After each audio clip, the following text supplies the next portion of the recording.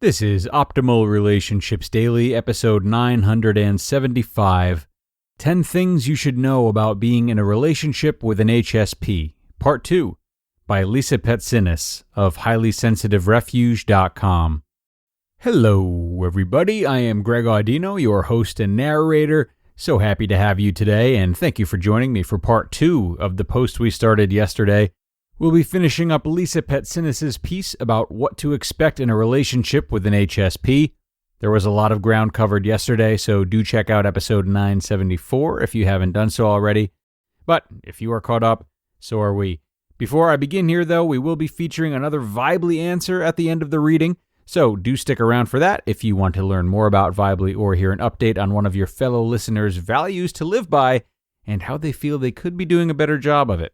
But let's jump into part 2 right now and continue optimizing your life. 10 Things You Should Know About Being in a Relationship with an HSP, Part 2, by Petsinis of HighlySensitiveRefuge.com. Number 5. HSPs are sensitive to and responsive to touch.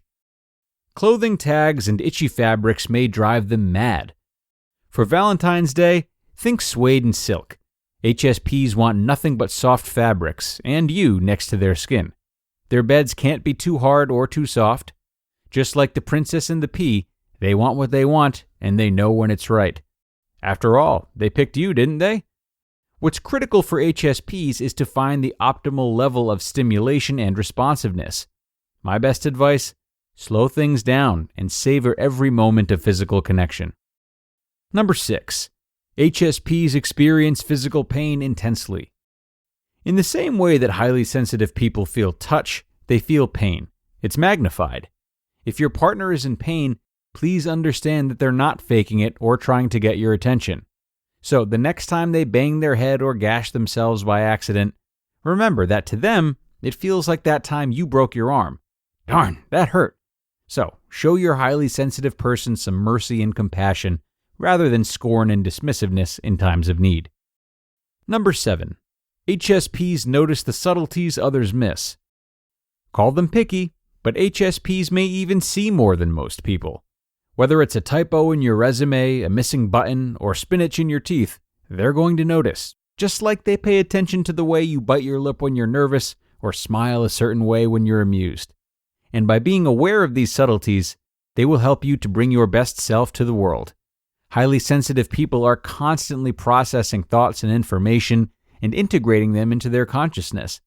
It's that depth of processing and innate curiosity that can help them solve complex problems, including relationship ones, in an incredibly creative way. Besides the precise vision and intricate organization of stimuli, they pick up on vibrations in their environments, just like an antenna. This is why you felt your highly sensitive partner understood you from the moment you two first met. They pay attention to the little things about you and love those quirks too. Number 8. HSPs get easily overwhelmed. Their senses are working furiously, and it's normal to need a break from all that stimulation. A day of work in an open office, fighting traffic, and all the sights and sounds can take their toll on HSPs. That's why they practically need to be religious about self-care. If they don't take care of themselves, they can easily crash and burn out.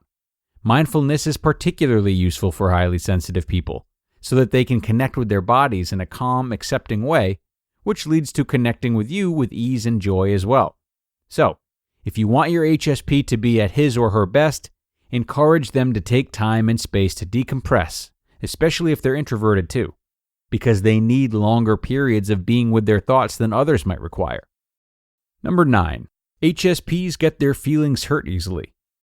Their depth of processing is not limited to the physical senses. Highly sensitive people have grown up hearing comments like, "Don't be so sensitive, don't take things so personally, and toughen up." When they hear these things as adults, especially from their partners, it's likely to send them into a tailspin. They start to worry that you'll think they're too much, or worse, that you'll move on from them. You can help counteract this by building their self-confidence. Acknowledge their reality and emotions without judgment. Start to become more aware of how you communicate with them and of the possible impact this communication has. Doing so can save you both from some seriously unnecessary grief and drama. Number 10.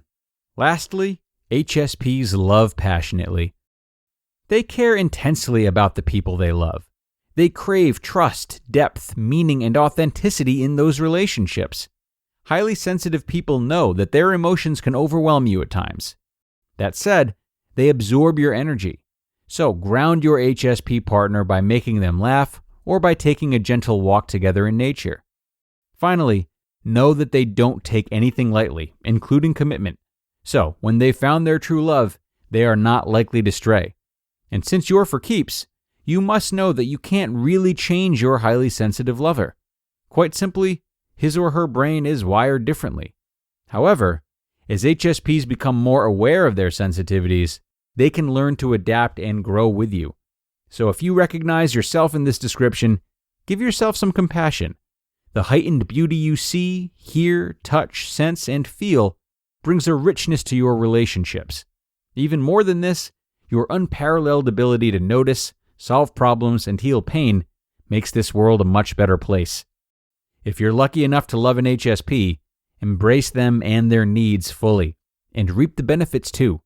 Love your partner right and help them to optimize their gift of sensitivity, and you can expect a lifetime of loyalty, connection, passion, wonder, and joy. You just listened to part 2 of the post titled 10 Things You Should Know About Being in a Relationship with an HSP by Petsinis of HighlySensitiveRefuge.com. And before we go any further, everybody, I want to shout out a company that I see growing in popularity every day, and they're a new sponsor of the show, Fit Forever. Fit Forever is a great health and fitness app, and it is backed by some of the world's most prestigious doctors, professional athletes, surgeons, Olympic trainers, and physical therapists, all of which have contributed their own expertise into the app's development. It is medically backed fitness, helping users improve their posture, flexibility, strength, and joint health within just the first week.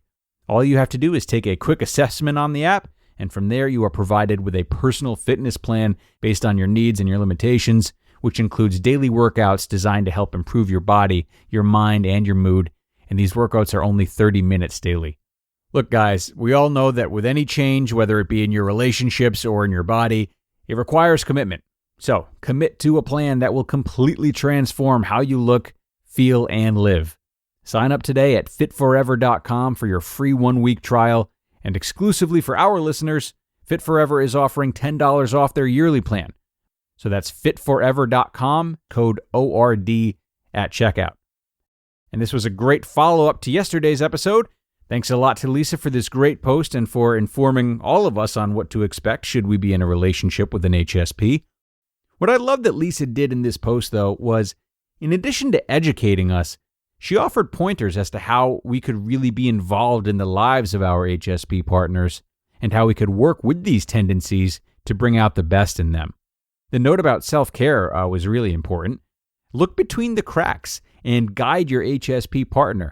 If they aren't taking care of themselves or making time to be alone, you have to aid them in that. Hold them accountable. This would not just remind them of the value of self-care, but you'd be doing it with them. Engage in self-care routines with them. When they get their feelings hurt, share something that hurts your feelings after having listened to them.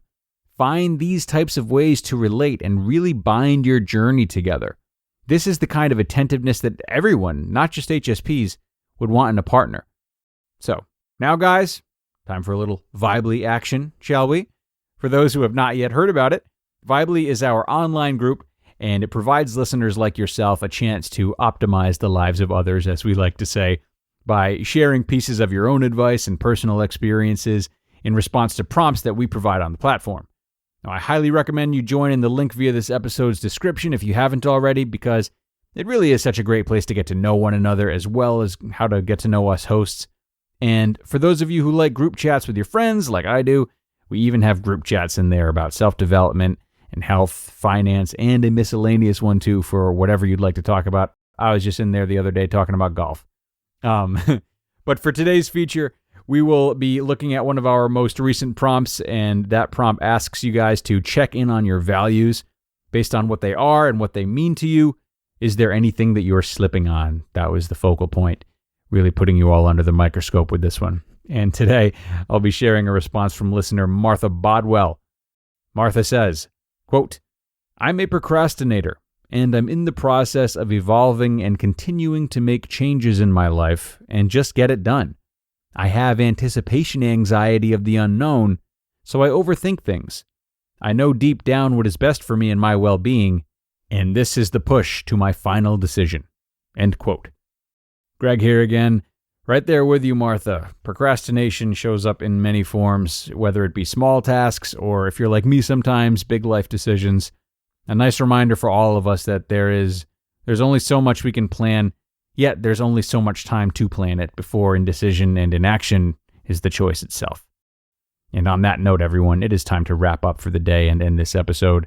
I appreciate you sticking around for both parts of this article, and I hope you'll be back with me tomorrow here on ORD as we continue our journey to better relationships in every sense of the word. That's where your optimal life awaits.